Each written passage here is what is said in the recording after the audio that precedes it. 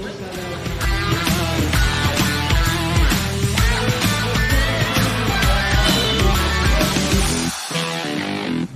actually, we are in celebration of the Global Annual Fiesta 2020.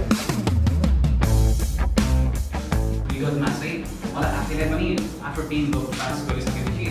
Science गर्ने कि म्याथ्समा गर्ने बाहिर पनि स्कुल भएको एजुकेसन भएको मान्छे अधिकै छ तर उनीहरूको सूचनाको पहुँचबाट धेरै टाढा छ उहाँको विषयमा चाहिँ तपाईँले के सोच्नुहुन्छ